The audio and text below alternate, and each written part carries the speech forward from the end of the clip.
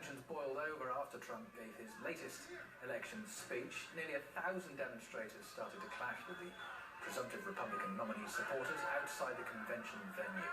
Riot police tried to separate the two rival groups as people hurled water bottles at them. Injuries have been reported. Now, one of Trump's supporters, surrounded by protesters, was verbally assaulted and had eggs thrown in her face, which in turn fired up social media reaction, condemning such violence, arguing that people have the right to support any candidate, but that physical attacks are unacceptable. Others predict it's not going to be the last time we'll see trouble from anti-Trump activists. Now, as well as the voters, Trump's never far from the front of his main rival's mind either. Hillary Clinton was setting out her vision for US foreign policy and national security in her latest push to secure the Democratic nomination, but Trump just kept coming up.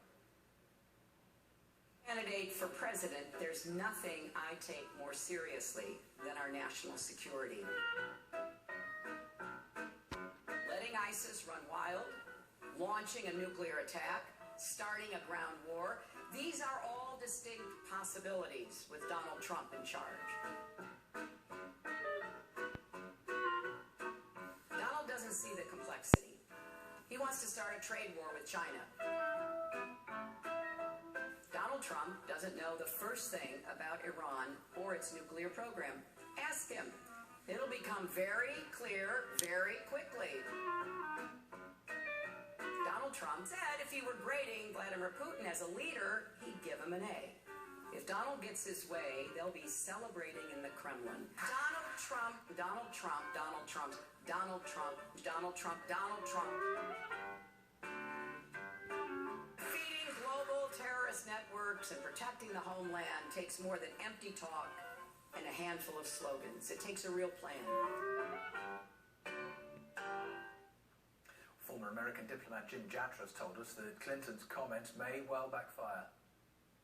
Basically, Trump is bad, Putin is bad, and then she gave a defense of American foreign policy for the past 2 decades, very little about her own record. She didn't mention Libya at all. She barely mentioned Syria and her leading role in creating a disaster in that country. So in terms of her claim of why her experience is a qualification for the presidency, there was almost nothing there.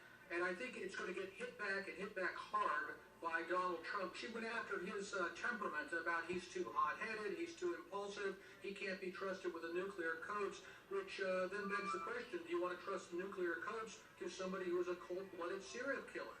And that's, I would say, her record. As you'd imagine, Donald Trump was never going to let Clinton's jibes slide. He went on the offensive.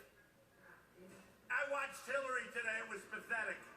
It was pathetic. She is a liar. She made up my foreign policy. Donald Trump is going to do this. I said, I never said that.